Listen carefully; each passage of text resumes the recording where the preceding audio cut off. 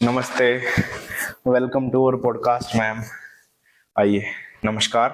आज हमारे इस पॉडकास्ट के पहले एपिसोड में आप हमारी पहली गेस्ट हैं, तो प्लीज अपना इंट्रोडक्शन दीजिए। नमस्कार। सबसे पहले तो बहुत बहुत शुक्रिया, आपने अपने इस पहले पॉडकास्ट में मुझे ये आने का श्रेय दिया पहली बार। मेरा नाम आकांक्षा तोमर है। मैं केंद्रीय विद्यालय संगठन में पीजीटी बायोलॉजी के पद पर कार्यरत हूँ। आपका यहाँ तक का सफर कैसा रहा? सफर तो बताने लगूं तो बहुत लंबा है और बहुत संघर्षों भरा भी है, लेकिन in very short, I would like to explain the whole credit beyond this journey goes to my brother.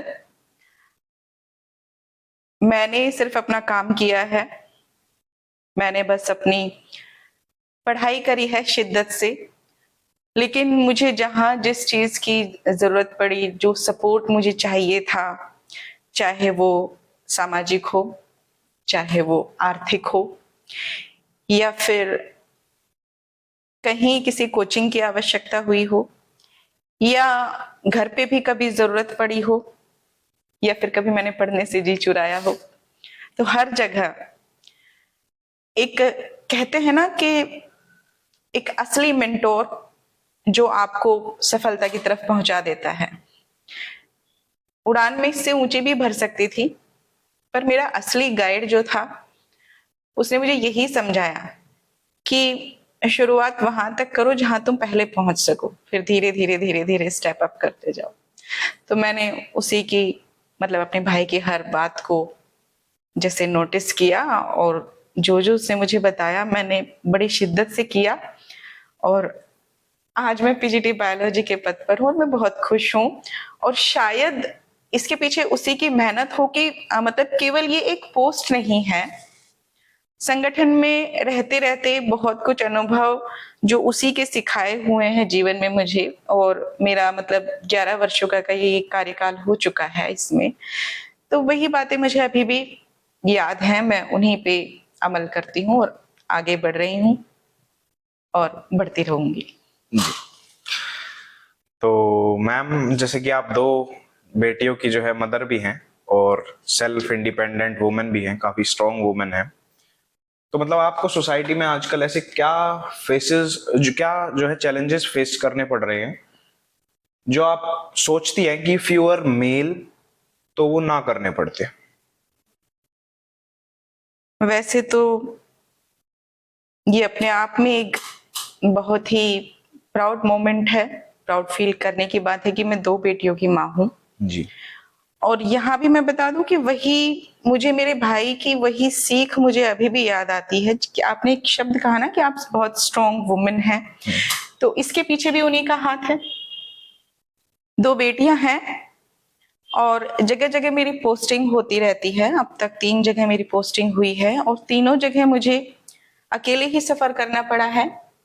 पहले एक बेटी के साथ, अब दूसरी बेटी के साथ भी। तो चैलेंजेस की अगर बात करें, वैसे तो being a woman, being a strong woman, मैं सभी कुछ कर सकती हूँ, कर लेती हूँ, और मेरे ख्याल से हर एक औरत जो इन परिस्थितियों का सामना करती है वो सभी कुछ कर लेती है। कहीं कोई ऐसी हार्ड एंड फास्ट उसको कोई दिक्कत आती नहीं है जब तक कि वो अपने मन से ही ना सोचे। अगर मन से सोच लेती है कि नहीं, ये काम तो किसी आदमी का ही है, वही कर पाएगा, खुद में कॉन्फिडेंस नहीं है तो वो नहीं कर पाएगी। पर हाँ, कुछ जगहों पे ऐसा महसूस होता है कि चलो, वो भी आलस में ही एक दो बार कि चलो मुझे खुद नहीं करना है, मैं किसी की मदद ले लेती हूँ, भाई की मदद ले लेती हूँ, या हस्बैंड की मदद ले लेती हूँ। तो एक सक्षम अगर औरत है, ठान ले और वो अपने आप को मजबूत कहती है, तो वो सब कुछ कर लेती है। कहीं ऐसी कोई परिस्थिति, ऐसी सामना नहीं करना पड़ता कि उन चैलेंजेस को वो अपने ऊपर हावी होने दे। लेकिन हाँ, एक ये कहें कि पुरुष प्रधान समाज है अभी भी, एक सोच है कि औरत है और दो लड़कियां हैं, तो समाज का एक तबका है जहां केवल और केवल उनके साथ जो एक होता है ना डील करनी होती है, वो अभी भी एक व्यक्ति को ही, एक पुरुष को ही, एक पुरुष से एक मतलब एक जो सामंजस्य है या वार्तालाप है या कुछ भी समस्या लेके काम लेके बात करनी है, वहां एक पुरुष वर्ग की जरूरत अभी भी पड़ती है। ऐसा नहीं है कि औरत नहीं कर सकती, कर लेती है, बट क्योंकि वो तबका या वो वर्ग एक ऐसा है कि वहां जरूरत ही, आप समझ सकते हैं कि मैं किस तरफ इशारा कर रही हूँ। पब्लिकली हम ऐसा कह भी नहीं सकते, बोल भी नहीं सकते, लेकिन है कुछ जगह जहां पे केवल पुरुष और पुरुष का ही वार्तालाप या कुछ सामंजस्य या कोई ऐसी बात वो होनी चाहिए जहां औरत को खुद भी लगता है कि थोड़ा सा बैकफुट पे आ जाना चाहिए, तो वहां आ ही जाना चाहिए। बस यही एक छोटा सा चैलेंज मुझे फेस करना पड़ता है, and I am goods all with that. अच्छा, जैसे कि चैलेंजेस की बात आ ही रही है, तो अब जैसे हम अपना रीसेंट डाटा देखते हैं तो वो बहुत ज्यादा इम्प्रूव हो रहा है। जैसे पहले जो है 1000 मेल्स पर जो उत्तर प्रदेश की ही बात करें तो वुमेन जो थी वो 843 थी, लेकिन अब वो बढ़कर 943 हो चुका है। तो आप इसमें करंट गवर्नमेंट की कुछ मुख्य स्कीम्स हैं जैसे कि बेटी बचाओ बेटी पढ़ाओ, और इन सब को भी कोई जो है आप क्रेडिट देना चाहेंगी या फिर आप? देखिए, गवर्नमेंट्स तो जितनी भी आई हैं, बेटी बचाओ बेटी पढ़ाओ या महिला उत्थान या जो भी है, जितनी भी सरकार आई हैं, सभी ने साक्षरता, किसी ने साक्षरता, प्रौढ़ साक्षरता, किसी ने एजुकेशन को लेकर, किसी ने आरटीई बनाया, किसी ने कुछ, तो सभी ने, सभी सरकार का इसमें मतलब है, योगदान है, लेकिन ऐसा नहीं है कि किसी एक पर्टिकुलर सरकार ने ही कुछ काम किया है कि चलो महिलाएं उनकी वजह से ही आगे आई हैं। इसमें एक है ना, महिलाओं को कह देते हैं, लेकिन एक जो सपोर्ट है ना, जो पेरेंटल सपोर्ट है, वो पेरेंट्स की तरफ से भी मिला है। पेरेंट्स ने, माता पिता ने सोचा कि हमें अपनी बेटियों को पढ़ाना चाहिए, क्योंकि बहुत सारी कुरीतियां थी, चली आ रही थी। उन कुरीतियों पर पार पाना सिर्फ और सिर्फ शिक्षा के द्वारा ही संभव था। तो सभी ने ना केवल बेटों को ही, बेटियों को भी पढ़ाया। और बल्कि मैंने तो, जब मैं पढ़ रही थी अपने मतलब मेरा जो बैकग्राउंड था और मेरा जो फ्रेंडशिप सर्कल था, या मैं जहां भी गई हूँ वहां मैंने यही पाया है, सभी के पेरेंट्स का एक टारगेट ये हुआ कि हम पहले अपने बच्चे को पढ़ाएंगे, उसके बाद आगे उसकी शादी या जो कुछ भी है उसके बारे में सोचेंगे। तो शायद यही वजह है कि माता पिता ने, समाज ने इन कुरीतियों को से उबार पाने के लिए शिक्षा का सहारा लिया, अपने बच्चों को शिक्षित किया, और उन बच्चों में लड़कियां भी आगे आई। ठीक है, लड़कियों ने हिम्मत दिखाई कि उन्होंने पढ़ना लिखना शुरू किया, हर क्षेत्र में, चाहे वो खेल हो, चाहे वो व्यवसाय हो, चाहे वो आकाश में उड़ान भरने का हो या सड़क पे ट्रक चलाने का हो, हर क्षेत्र में लड़कियों ने बाजी मारी है और अपने माँ बाप को जताया है कि हाँ, आपने जो मेरे लिए कदम उठाए वो सही है। इसीलिए लड़कियों का साक्षरता दर आज बढ़ा है, इसीलिए लड़कियां आज आगे हैं और पुरुषों से कदम मिला के चल रही हैं। और ये चीज उन्होंने स्वयं चुनी है कि आजकल आप देखते होंगे फेसबुक पर भी तरह तरह के मीम्स चल रही हैं कि औरतें कमाकर फिर से कमाने चली, कि औरतें अपने व्यवसाय स्थल से कमाकर फिर से घर पे कमाने चली। तो ये उन्होंने खुद चुना है पुरुषों की बराबरी करने के लिए, और इसमें काफी हद तक सफल भी हुई हैं।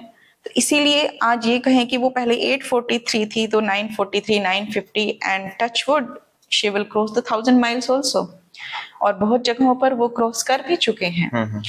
तो मैं, सरकार का तो योगदान है ही, पर कहीं ना कहीं जो पेरेंटल सपोर्ट है, जो मोटिवेशन है, जो प्रोत्साहन है लड़कियों के लिए, और जो समाज की बदलते हुए, समाज की बदलते समय में जो बदलती हुई सोच है, उसका भी एक बहुत बड़ा योगदान है लड़कियों को आगे बढ़ाने में जी।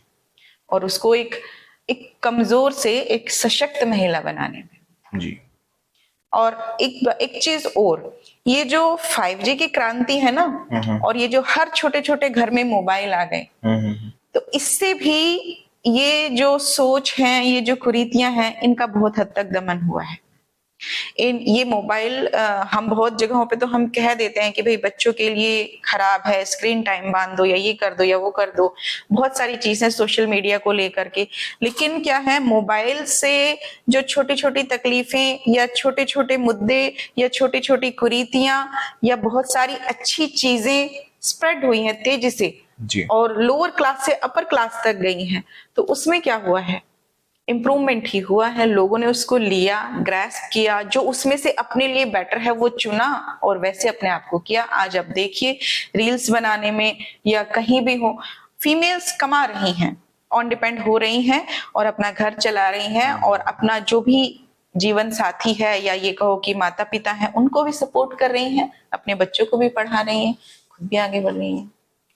अच्छा, तो इसी से एक पॉइंट आता है कि आज की सोसाइटी में, आज के एरा में आप क्या वुमेन को एक इकोनॉमिकली स्टेबल, खुद के पैरों पर खड़ा होना और खुद जो है इंडिपेंडेंट होना फाइनेंशियली, आप सही समझती हैं या आज की जरूरत समझती हैं या नहीं? ये बिल्कुल सही स्टेप है, ये आज की जरूरत भी है।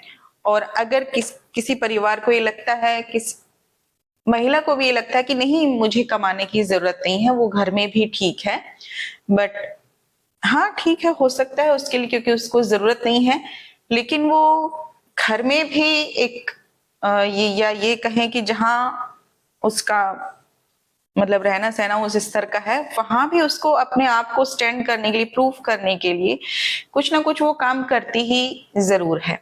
तो मैं इस पॉइंट पे जरूर अपना विचार रखना चाहूंगी कि ये बिल्कुल सही स्टेप है, क्योंकि ऐसा सभी के साथ तो नहीं है। एक लड़की को, इवन मेरा मानना है कि शादी से पहले उसको फाइनेंशियली स्ट्रांग हो जाना चाहिए, ठीक है, इतनी वो मेहनत करे कि फाइनेंशियली स्ट्रांग हो, अपने पैरों पर खड़ी हो, अपने खुद के डिसीजंस खुद ले सके, अपने लिए डिसीजंस खुद ले सके, और इससे समाज की ही तरक्की है। अच्छा, जैसे कि अब आपकी बेटियों की भी बात करते हैं, आपकी एक बेटी 3 साल की है और दूसरी बेटी 10 साल की है। तो जैसे कि आपका पहले, आपने तो वो वाला जमाना भी देखा है जब ये मोबाइल फोन ये सब नहीं थे, और आज एआई और इंस्टाग्राम वगैरह ये सब आ चुके हैं। तो आप किस जनरेशन को किस पर्सपेक्ट में बेटर मानती हैं? दोनों ही जनरेशन्स अपने अपने फील्ड में अच्छा कर रही हैं, दोनों ही जनरेशन अपने अपने अपने अपने समय के लिए अच्छी हैं। लेकिन कहा जाता है जो मेरी जनरेशन है, जो मेरा एज ग्रुप है,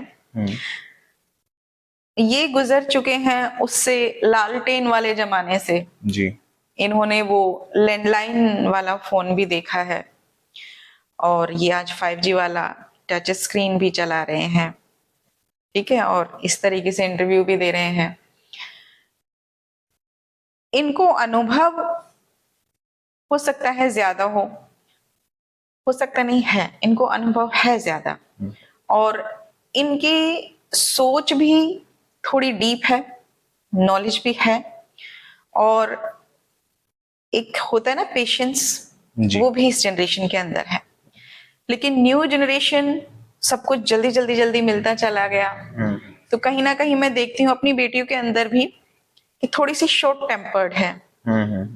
कोई भी डिसीजन बहुत जल्दी में लेते हैं, बहुत जल्दी चाहिए, लेकिन ये फास्ट है, 5G की तरह ही फास्ट है, क्योंकि टेक्नोलॉजी है, ये उसमें पैदाइशी परफेक्ट होके आए हैं, और आगे इनकी दौड़ रहेगी उस कंपटीशन में अपने आप को आगे निकालने के लिए। अब हमारी, क्योंकि हम तो ऑन डिपेंड हो चुके थे उस टाइम पे, जब तक ये नहीं आए थे, इतना मतलब इनका क्रेज नहीं हुआ था, या ये कहो कि इतना डेवलपमेंट नहीं हुआ था। लगभग बात करें 2010-11 में भी आ चुके थे मोबाइल फोन्स, इंटरनेट था 2G, उसके बाद 3G आया, फिर 4G आया। तो जब तक हमारा एज ग्रुप तो लगभग सभी मतलब ज्यादातर रोजगार में आ गए थे, या जो उन्होंने अपने लिए सपने पाल रखे थे वो उन्होंने अचीव कर लिए थे। अब तो वो उसमें रहते हुए अब वो भी सीखते हैं, नई चीजें सीख रहे हैं, हम लोग भी, और आगे बढ़ रहे हैं। लेकिन ये जनरेशन क्या है, न्यू, इसको वो सब टेक्नोलॉजी पहले से मिल रही है, तो इसको और ज्यादा कंपटीशन करना है, क्योंकि जैसे ये विकसित भारत, सपनों का भारत 2050 तक का टारगेट है, तब तक टेक्नोलॉजी और ज्यादा विकसित होगी और ज्यादा डेवलप होगी। तो इस जनरेशन को तो और ज्यादा कंपटीशन में आगे और सीखना है, इसलिए इनके लिए भी ये बेटर है कि ये इस युग में जो टेक्नोलॉजिकल फेज में जी रहे हैं, तो ये इनके लिए अच्छा है। इसीलिए ये शायद शॉर्ट टेम्पर्ड है, इसीलिए इनको सारी चीजें जल्दी चाहिए, क्योंकि इनके पास इतना समय नहीं है। जब तक कि इन चीजों के लिए जैसे हम सोचते थे हम सोचेंगे, तब तक कोई और उस काम को कर जाएगा। ठीक है, तो इसलिए इनके लिए भी ये जरूरी है। तो बेटर तो अपनी जगह दोनों है, बट मैं ये कहूंगी कि जरूरत जिसकी ज्यादा है फास्ट, और जिसको आगे बढ़ना है कंपटीशन, वो यहाँ अब ये जो जनरेशन चल रही है, जनरेशन अल्फा एंड बीटा, जेन जी, इसमें ज्यादा है। और अब जैसे बच्चियों की बात हो ही रही है, तो आप जो है अपना स्कूल टाइम, स्कूल को पढ़ाना, स्कूल का काम और सुबह बच्चों का भी देखभाल, बच्चों को भी आप पढ़ाती वगैरह होंगी, और बच्चों का खाना, आपकी छोटी लड़की का खाना, ये सब मैनेज इजीली कैसे कर पाती हैं? जी हाँ, इतनी विल पावर डेली कहाँ से लाती हैं? पहले ये मेरे लिए बहुत मुश्किल होता था जब तक मैंने मेड नहीं लगाई थी। और कुछ समय पहले तक मेरे माता पिता मेरे साथ रहे, उन्होंने मेरा साथ दिया। जब मेरी छोटी बच्ची थी, मैं स्कूल जाती थी पढ़ाने के लिए सुबह, तो मुझसे बाद में मुझे भी और मेरे बच्चों को भी वही देखते थे। मैं आके जितना हो सकता था मुझसे स्कूल से लौटने के बाद मैं वो सब काम करती थी। फिर कुछ समय बाद अलग पोस्टिंग हुई, तो मैं अपने बच्चे को अपने माँ बाप के पास छोड़कर अलग गई। वहां मैंने अकेले, फिर वहां से मैंने मतलब रिक्वेस्ट से ट्रांसफर लिया होम टाउन के पास। वहां अपनी बेटी को अपने साथ रखा। थोड़ी सी दिक्कत होती थी, बट हम स्टाफ क्वार्टर्स में रहते थे, तो क्वार्टर्स वाले या बच्चे का स्कूल में मैंने एडमिशन करा दिया था, अपने साथ ले आती थी सुबह तैयार करके। और इनफैक्ट ये मेरे साथ नहीं, सभी वर्किंग मदर्स के साथ होता है। लगभग जितने भी वर्किंग मदर्स हैं, सभी के बच्चे इतने समझदार हो जाते हैं कि एक आवाज में उठ जाते हैं, तैयार हो जाते हैं। फिर मैं भी फिर अपना जहाँ हम काम करते हैं वहां बॉस के साथ भी बना के रखनी पड़ती है। बॉस से परमिशन राइटिंग में ले लेते थे कि सर इसको छोड़ने जाना है, और कुछ दिन तक हम छोड़ने गए जब तक रिक्शा, ई रिक्शा वगैरह का कोई इंतजाम नहीं हुआ। बच्ची साथ आ जाती थी, कुछ समय वो मेरे साथ स्कूल में रहती थी, और समझदार इतनी थी कि मैं स्कूल का काम भी कर लेती थी, वो बैठी अपनी ड्राइंग कलर कर लेती थी। फिर घर चले जाते थे, छुट्टी हो जाती थी, घर में कुछ काम आता था स्कूल से संबंधित, जब वो सो जाती वो काम कर लेते। फिर एज ए रूटीन शाम के वक्त जब छोटा बच्चा है, हाँ जैसे मतलब वही है पढ़ने का उसका हुआ तो बता दिया। छोटे बच्चे को तो इतना है नहीं, लेकिन हाँ बेस से ही लेके चलते हैं कि उसका रूटीन मैंने बना दिया था शाम का, कि इस टाइम तक पढ़े, अपना होमवर्क करे, फिर खेले, और देन खाना वाना खा के शाम को टाइम से सो जाए। देन ये सब चलता रहा, जिम्मेदारियां बढ़ी, कोविड टाइम भी आया, तो उस टाइम में मैनेज करना थोड़ा सा मुश्किल हुआ। फिर वो कोविड टाइम पास हुआ, उसके बाद दूसरा बच्चा भी कंसीव हुआ, उस टाइम पे दिक्कतें हुई। तो मैंने ये कहिए कि 2021 में ही मैंने मेड को लगा लिया था, बट कोविड की वजह से उसको फिर से हटाना पड़ा। उसने 1 मंथ अप्रोक्स मेरे पास काम किया। उसके बाद मैंने 2022 के लास्ट में उसको मेड को रखा, तो आधे दिन आती तो जो मेरा मतलब झाड़ू पोछा बर्तन वाला काम था वो कर जाती थी। तो एक हाउस वाइफ वाला जो काम मैं करती थी वो मैंने बांट लिया, क्योंकि जब मैं कमाती हूँ तो मैं अपना मोस्टली टाइम अपने स्कूल को, अपने प्रोफेशन को दे पाऊं, क्योंकि वहां भी बेईमानी नहीं की जा सकती। वहां भी बहुत सारे बच्चे ऐसे हैं जो हमसे आस लिए आते हैं, और वो बच्चे भी, मैं यहाँ भी अपने आप को बहुत गर्वान्वित महसूस करती हूँ कि मैं उन बच्चों को पढ़ाती हूँ जिनके माँ बाप हमारी सुरक्षा के लिए सीमा पर खड़े हैं, या ऐसी परिस्थितियों में खड़े हैं जहां हम सहन ही नहीं कर सकते, या तो भीषण गर्मी या प्रचंड सर्दी। तो उनके साथ भी नाइंसाफी ना हो, और मेरे खुद के बच्चे के साथ भी इंसाफ हो, इसलिए मैंने एक मेड को रख लिया था। तब से मेरी जीवनचर्या सही चली आ रही है। फिर दूसरा बच्चा हुआ, सरकार ने भी अच्छी स्कीम्स चलाई हुई हैं, फीमेल अपने बच्चों को पाल सकती है, एक वर्किंग वुमन। तो छोटी बेटी का भी कुछ समय मैटरनिटी, कुछ समय चाइल्ड केयर और कुछ समय मेड और कुछ समय घर वालों का साथ, तो ऐसे हो गया और अब चल रहा है आगे भी। पढ़ाने की बात यह है कि स्कूल को हम जितना टाइम देते हैं, 2 बजे के बाद का समय, स्कूल के बाद का समय वो हमारा अपना होता है। उसमें स्कूल का कोई काम आता है वो हम कर देते हैं। आजकल यही टेक्नोलॉजी का भी फायदा है, ऑनलाइन काम आता है, घर बैठे कर देते हैं। उसमें हम अपने बच्चों को पढ़ाने का टाइम भी निकाल लेते हैं, उसको खेलने खिलाने का टाइम भी निकाल लेते हैं। तो एज सच कोई इतना डिफिकल्ट नहीं है। थोड़ा सा बस ये है कि रश हो जाता है, लेकिन सब कुछ हो जाता है क्योंकि वो हमारी जरूरत है। अच्छा, जैसे डेली यही जो है रश और बच्चों को पढ़ाना, फिर स्कूल में भी पढ़ाना, बच्चों को भी ध्यान रखना, आप मतलब हिम्मत क्या होता है अक्सर टूट जाती है इंसान की। तो जब आपका ऐसा कोई लो फेज आता है, आप टूट जाती हैं, तो आप किसको लुक अप टू करती हैं कि जिसको देखकर आपको हिम्मत आती हो, जिसकी बातें सुनकर आपको मजबूती मिलती हो और आप फिर से उसी काम पर दुगने जोश से लग जाती हो?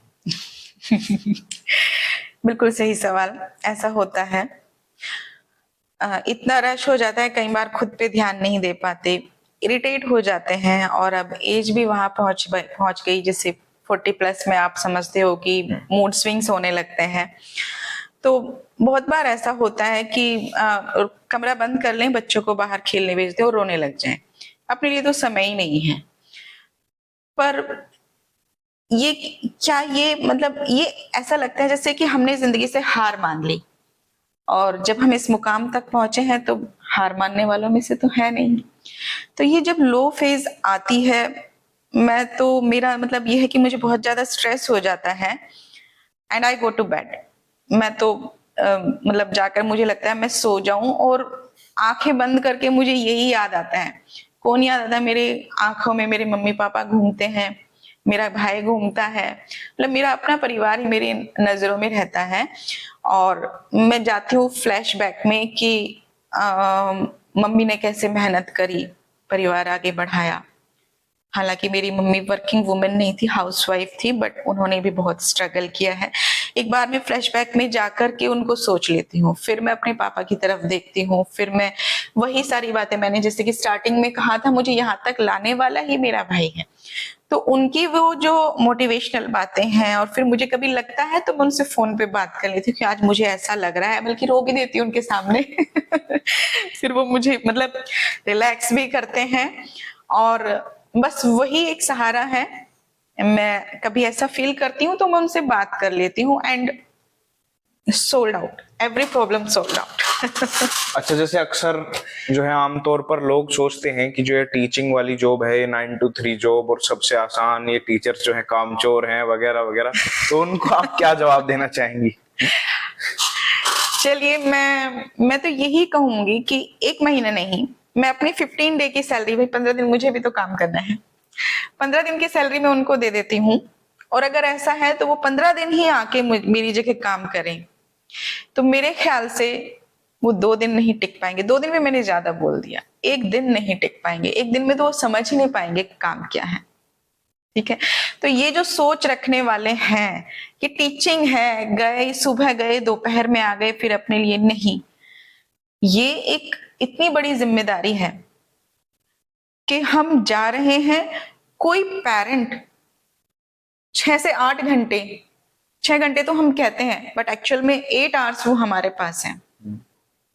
वो आने जाने का समय भी उसका नोट कीजिए। किसी का हाँ वो समय 10-15 मिनट का है, जिसका घर स्कूल के पास, जिसका दूर है 1 घंटे का भी है, तो टोटल 8 आवर्स मान के चलिए। और उसके बाद तो उसका दिमाग हमारे पास है, हम उसमें जो भरें, जो कहीं, जो समझाएं, वो वही अप्लाई करेगा। देखते हो ना, आप छोटा बच्चा भी अपने माँ बाप की इतनी बात नहीं मानता जितना टीचर ने उसे बता दिया कि नहीं मेरी टीचर ने तो ऐसा कहा था। तो किसी का बच्चा हमारे पास है 6 घंटे, वो जिम्मेदारी इतनी बड़ी होती है कि अगले दिन मुझे उसे जाके पढ़ाना है, अगले दिन मुझे उसका भविष्य बनाना है अपने के साथ साथ, क्योंकि मेरे को भी तो कोई टीचर पढ़ा ही रहा होगा। और माँ बाप ने हम पे ट्रस्ट करके वो बच्चा अपना, अपने कलेजे का टुकड़ा हमारे पास छोड़ा हुआ है, उस स्कूल में छोड़ा हुआ है। तो हम उनके विश्वास को तोड़ देंगे ये कह के कि बस हमारी ये जॉब है, हम आए और गए और फिर आए, सैलरी से मतलब है? नहीं, ऐसा नहीं है। वो एक जिम्मेदारी है।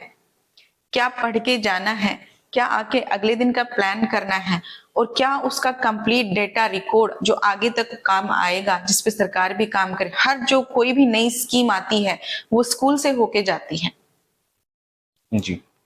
हर एक ड्यूटी देख लीजिए आप, चुनाव की ड्यूटी हो या जनगणना की ड्यूटी हो या कोई भी ड्यूटी हो, वो स्कूल से होके जरूर गुजरेगी, जी। शिक्षकों से होके जरूर गुजरेगी। कहीं बाढ़ आई है या कहीं कुछ हुआ है, सबसे पहले शिक्षकों का उसमें योगदान होगा। मैं ये नहीं कहती, हमारे नौजवान जो देश की आर्मी है, तीनों सेनाएं हैं या और भी कार्यरत है, उनका भी योगदान है, पर उनको बनाने वाले भी तो शिक्षक ही हैं। जी। तो शिक्षकों से होके सबसे पहले। अब मुझे इसमें वो अपने पूर्व प्रधानमंत्री लाल बहादुर शास्त्री जी और उनके बाद आए चौधरी चरण सिंह जी, उन्होंने जो नारा दिया था ना, उन्होंने नारे दिए थे वो बड़े सोच समझ के दिए थे। लाल बहादुर शास्त्री जी ने कहा था जय जवान जय किसान। जी। मैं उसमें एक चीज और जोड़ूंगी, जय शिक्षक। जी। फिर चौधरी चरण सिंह जी ने कहा था देश के विकास का रास्ता खेत खलिहानों से होकर गुजरता है। मैं उसमें एक बात और जोड़ूंगी, हमारे विद्यालयों से, पाठशालाओं से होकर भी गुजरता है। फिर अटल बिहारी वाजपेयी जी ने विज्ञान भी कहा था, जय जवान जय किसान जय विज्ञान, ये नारा भी आया था। फिर मैं उसमें जोड़ूंगी कि विज्ञान की जय बोलने के लिए भी एक शिक्षक और एक छात्र का रिश्ता चाहिए। जी। तो ये भी स्कूल से ही होके जाता है। ठीक है, हो सकता है आज कई नेता बिना पढ़े लिखे, लेकिन थोड़े तो पढ़े ही हैं, वो कहीं से कोई ना कोई उनका मेंटोर जरूर है, कोई ना कोई उनका शिक्षक जरूर है, कोई ना कोई उनका गुरु, चाहे उनकी अपनी माँ है, चाहे वो समाज है, या जिसके साथ वो बैठते थे वही उनका गुरु है। तो ये नहीं कि स्कूल जा रहे हैं, सैलरी पा रहे हैं, बस इतनी एक नौकरी है एक शिक्षक की। जी नहीं, शिक्षक के कंधों पर बहुत जिम्मेदारी है, और वो जिम्मेदारियां जैसे एक माँ अपने बच्चे के लिए निभाती है ना, अपने बच्चे को जरा कसर नहीं चाहती वो वैसी जिम्मेदारी एक शिक्षक की है कि वो अपने छात्रों के लिए जरा इतना सा भी वो नहीं सोचते कि उसका एक भी बच्चा ऐसे पीछे रह जाए या उस मुकाम तक ना पहुंचे जिस तक उसे पहुंचना है। बाकी तो कैचिंग पावर है बच्चों की और मेहनत है। मैं ये नहीं कहती कि सभी शिक्षक एक जैसे होते हैं, पर सभी की जो लगता है, जो बनता है, सभी की कोशिश तो यही रहती है कि जिस कक्षा में मैं पढ़ाता हूं उसका हर एक छात्र सफल बन के निकले। कोई नहीं चाहता होगा कि मेरे करियर पे या मेरे दामन पे ये दाग लगे कि इस शिक्षक ने नहीं पढ़ाया, अच्छा नहीं पढ़ाया। इसीलिए कहीं भी जाते हैं, हम भी जाते हैं, हमें हमारा कोई टीचर मिल जाए, कहीं भी टकरा जाए, चाहे वो फेसबुक पे ही ना टकरा जाए, हम उसको एकदम सर्च करना शुरू कर दें, रास्ते में भी हम रुक के उनसे बात करना शुरू कर देते हैं। ठीक है, और अगर जो तुमने ये भी देखा होगा, जो नहीं अच्छा पढ़ाता था, जो समय व्यतीत ही करता था, तो हम उससे नजर बचाते हैं, बातें करना नहीं पसंद करते। सभी तरह के हैं।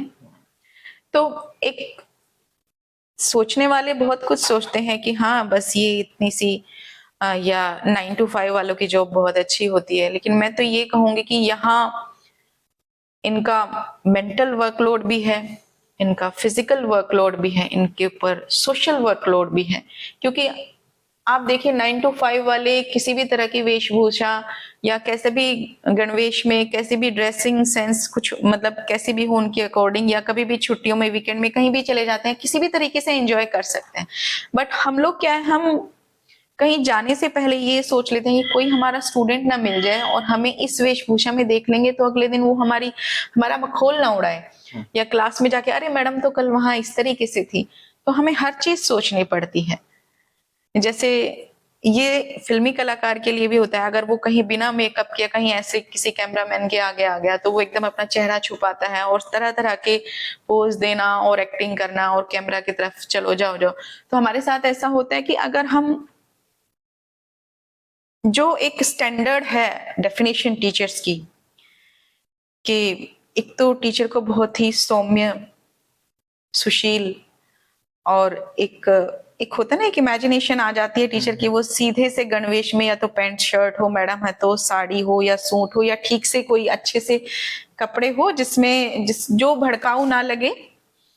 तो ऐसा ही खुद को हमेशा मतलब उसी पोजीशन में रख के कहीं बाहर निकलते हुए भी यही सोचना पड़ता है कि कोई हमें, हमारा स्टूडेंट हमें उस तरीके से ना देख ले।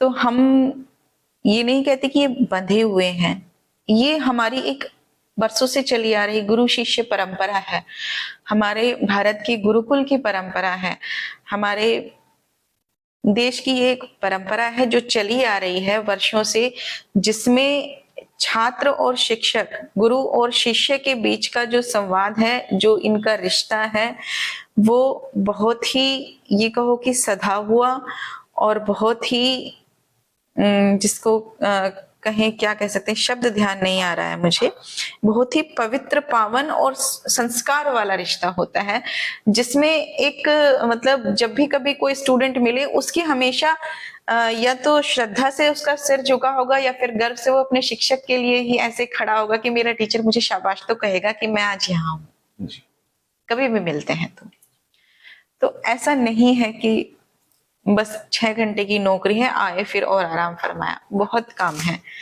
और बहुत जिम्मेदारियां हैं। ऐसा कहने वाले को 10 बार कम से कम सोचना चाहिए कि वो क्या कह रहे हैं। वो जहां खड़े हैं, जहां पहुंच गए हैं, शायद नहीं, 100% मैं गारंटी से कहती हूँ, उसको उस मुकाम पे पहुंचाने वाला उसका शिक्षक है। जी, जीवन बनाने का एक स्तंभ शिक्षक है। अच्छा, अब आजकल के समय पे एग्जाम्स हो गए और फेलियर्स हो गए, इन सब का स्ट्रेस लेके बच्चे जो है गलत कदम भी उठा लेते हैं और बाकी स्ट्रेस में भी रहते हैं, टेंशन में भी रहते हैं, डिप्रेशन तक में चले जाते हैं। तो आप एज अ टीचर और एज अ मदर उन सबको क्या जो है बताना चाहेंगी, क्या संदेश देना चाहेंगी? मेरा यही एक मैसेज रहेगा, आपको अगर ईश्वर ने इस प्लैनेट पर, अर्थ प्लैनेट पर अगर भेजा है तो कुछ करने के लिए भेजा है। डिप्रेशन में जाकर के आप सभी बच्चे हैं, समझदार हो जाते हैं, इस क्षेत्र तक आते आते, इस स्थिति तक आते आते कि भाई 10th के बोर्ड देने या 12th के बोर्ड देने हैं, आप लोग बहुत समझदार हो जाते हैं।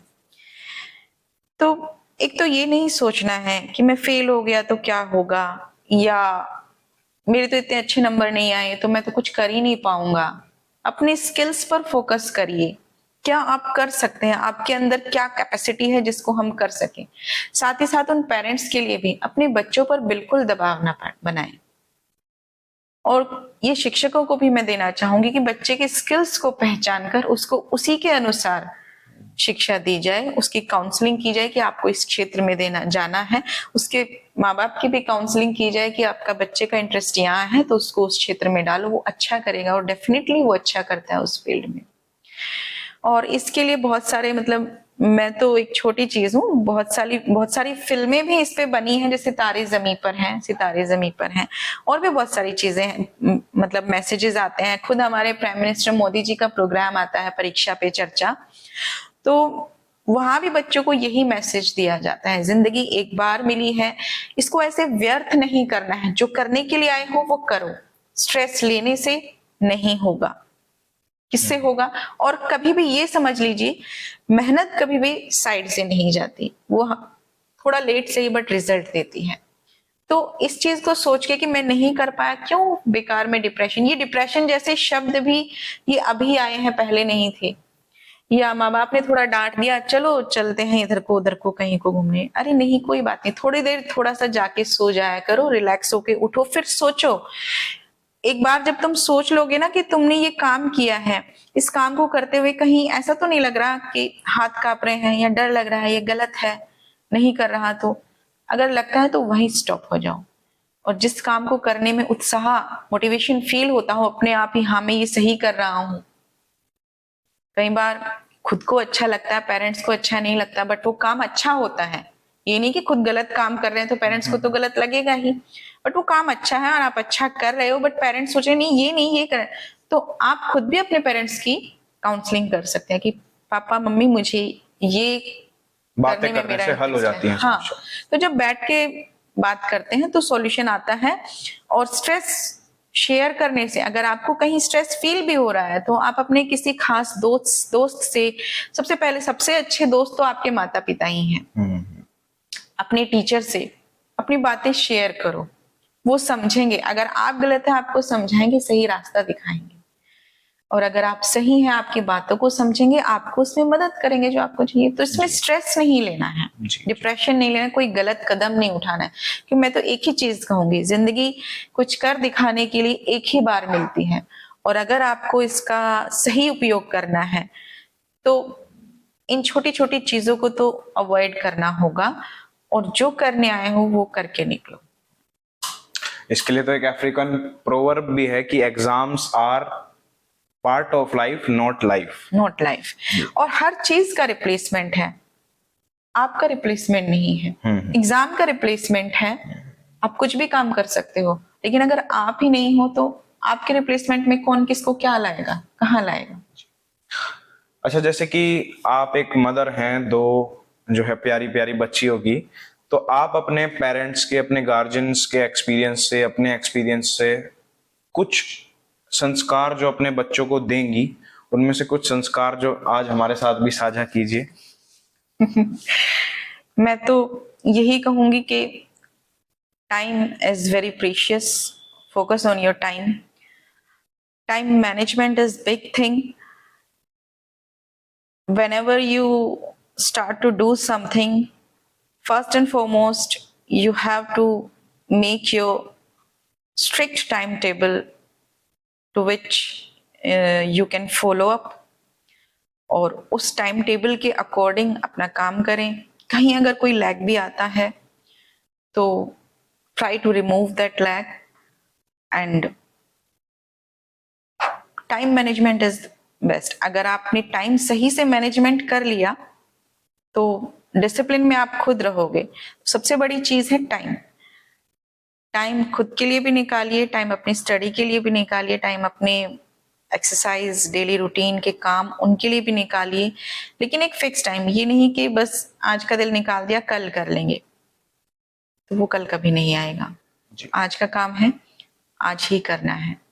अच्छा, जैसे हमारे जो है समाज में एक वुमेन जो है जब इंडिपेंडेंट बनती है, जब स्ट्रांग बनती है, तो लोग उसे बॉसी बोलने लगते हैं, काइंड ऑफ बहुत तेज बन रही है ये बोलने लगते हैं। तो आप इस सोसाइटल पॉइंट ऑफ जजमेंट को किस तरीके से ट्रीट करती हैं, किस तरीके से हैंडल करती हैं? Good question. ये भी स्वाभाविक है, क्योंकि जब एक औरत बाहर निकलती है तो ये कहो कि उसका आत्मविश्वास बाहर निकलता है, और उसको खड़ा होना है उस समाज में जिसने उसको बस यही समझा था कि ये घर के चूल्हे चौके तक सीमित है। तो ये देखिए, वहां अपने आप को खड़ा रखने के लिए उसको अपना कॉन्फिडेंस लेवल बढ़ाना है, उसको अपनी आवाज बुलंद भी करनी है, और उसको अपने अंदर वो जो आपने अभी शब्द लिया ना, तेज तर्राक, ये गुण भी उसके अंदर, ये उसका अवगुण नहीं, ये गुण है, ये उसको अपने अंदर लाना है।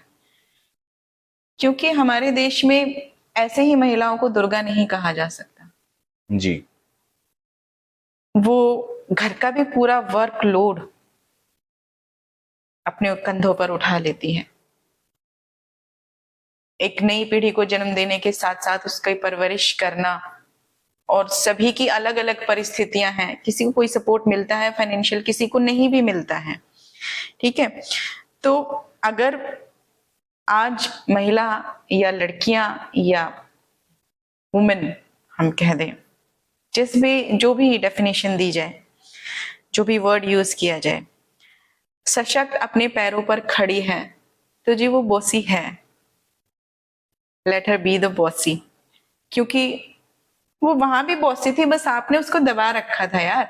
वो अब अपने पैरों पे खड़ी हुई है, वो आगे निकली है, वो आप अपना काम करेंगी, ठीक है। और मैंने देखा है लेडी ही लेडी की काट करती है वहां पे बट ये होना नहीं चाहिए, होता है, बट ये थोड़ा सा हम इसको ये भी कह लें कि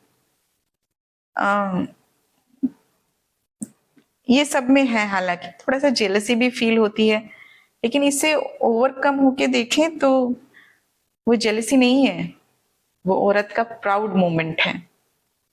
वो भी अंदर से प्राउड करती है कि आज एक मेरी बहन अपने पैरों पे खड़ी है, और एक जगह वो कह देती है, हो सकता है चलती फिरती, कि हाँ इसमें तो जब से ये बनी है तब से इसमें घमंडी इतना आ गया, इसमें तो ये बू है, इसमें तो वो बू है। बट नहीं, कहीं ना कहीं वो उससे अलग हटके जब वहां वो बात बोल के जाती है, उसका मुंह फिरता है, तो अपने सीने में एक गर्व महसूस करती है कि ये भी तो मेरी ही जाति की है, देखो आगे निकल रही है, और वो खुद भी कोशिश करती है। और मैंने ऐसी महिलाओं को देखा है जिसने एक बार तो कह दिया कि अरे फलाने की बहू या फलाने की लड़की या फलाने की बहन या बेटी इस तरीके से बन गई, तब से बात ही नहीं करती, पूरी ऐंठ में हो रही है, या अब तो उसी की चलती है घर में जब से वो कमाने लगी है। लेकिन कहीं ना कहीं उसके मन में भी होता है कि मैं भी ये करूं, तो वो भी फिर स्टार्ट करती है, चाहे वो कहीं से ही करे। तो मैंने ये एग्जाम्पल अपनी रियल लाइफ में अपने आसपास में ही देखे हैं। तो ये तो होता है। इसमें मैं क्या मैसेज दूं, ये ही अपने आप में ही एक मैसेज है कि चलो अच्छा है, कोई तो हमें समझ पाया कि हम बॉसी हैं, हम अपने आत्मविश्वास के बल पे आगे बढ़ रहे हैं, या हम घमंडी है, उनकी नजरों में घमंडी है, बट वो कहना क्या चाह रहे हैं, they are also feeling proud कि हम ऑन डिपेंड हैं और हम आगे बढ़ रहे हैं और देश की तरक्की में हम योगदान दे रहे हैं। क्योंकि अगर एक महिला सशक्त है, तो मैंने तो 90% अब तक अपने लाइफ में 90% केसेस देखे हैं कि उसके बच्चे और आने वाली पीढ़ियां भी सशक्त ही बनती हैं। और अगर एक महिला कमजोर है, हिम्मत हार जाती है, तो माँ को ही कहते हैं पहली गुरु। अब माँ में ही हिम्मत नहीं है तो बच्चे भी कहाँ से हिम्मत कर पाएंगे, उनकी भी हिम्मत टूटने लगती है। तो सशक्त बनिए, बॉसी बनिए और तरक्की करिए। तो मतलब इसके लिए आप अपने आप को कॉन्ग्रेचुलेट करना चाहिए। यस, हर उस महिला को कॉन्ग्रेचुलेट करना चाहूंगी। एंड ठीक है, तो अब हमारे इस पॉडकास्ट के एक नए सेगमेंट पे रैपिड फायर जिसका नाम है, हम उस पे चलते हैं। तो ये रैपिड फायर है, इसमें जो है आप क्वेश्चन अगर आपको ज्यादा कंट्रोवर्शियल लगता है तो आप स्किप भी कर सकती हैं। बाकी 3 सेकंड में आपको जो है जवाब देना है, 5 सेकंड तक भी ले सकती हैं आप, कोई दिक्कत नहीं है। तो बड़ौद का खाना या मेरठ का स्ट्रीट फूड? बड़ौद का खाना। अगर आप टीचर ना होती तो क्या होती? डॉक्टर होती। डॉक्टर। ब्लैक बोर्ड और स्मार्ट बोर्ड? Smart board. अच्छा, अगर आपको सुपर पावर चूज करनी हो, एक इनविजिबल वुमन बनने की या फिर बादलों के ऊपर उड़ने की, तो आप क्या चुनेंगी? Invisible woman. 3 साल की बेटी की जिद या 10 साल की बेटी की जिद?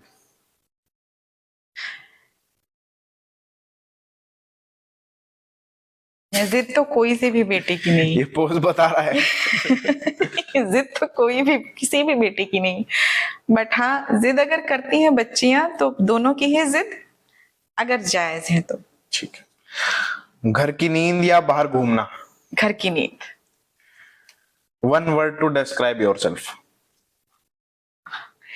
मैं एक बहुत ही सुलझी हुई और हमेशा अपने आप को आगे बढ़ने के लिए खुद ही प्रेरित करती हुई और अपने चारों तरफ देखते हुए, जागरूक रहते हुए आगे बढ़ने वाली लड़कियों में से हूँ।